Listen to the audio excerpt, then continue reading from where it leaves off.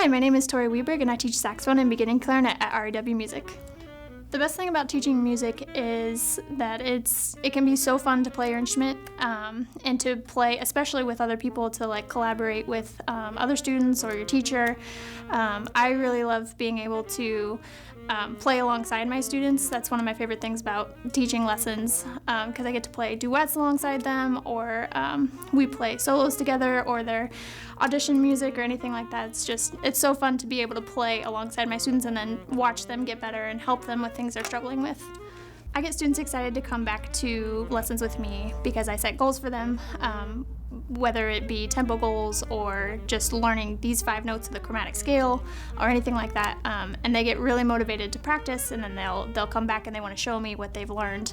I also get them excited because we bond over whatever's going on in their life. I try to learn a little bit about them and try and incorporate that into our lesson, into the music they're playing, or use metaphors from if they play soccer or something like that. Try and incorporate metaphors that they might understand. One of the great success stories I've had in my studio is one of my students was really struggling with confidence, was really, even in like his own band back at school, he would struggle with confidence. He would come into lessons, I could tell he really didn't have a way to feel comfortable about what he was doing.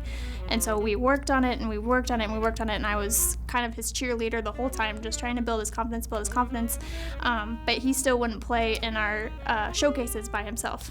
So this past year, he actually volunteered to play by himself, and it was just such an awesome moment. And afterwards, I could tell he was just so proud of himself, and his parents were proud of him, and it was a great moment for everybody.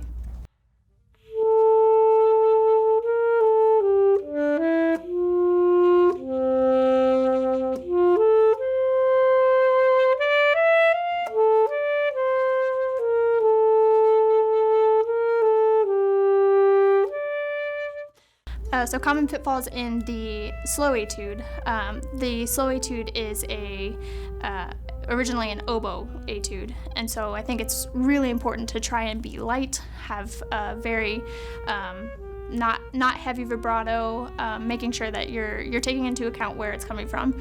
And when you have some of these large jumps from a middle range note to a lower range note, making sure that you're supporting it with air, you're using alternate fingerings so to make the transition cleaner, and just making sure that all of the slurs are very continuous throughout.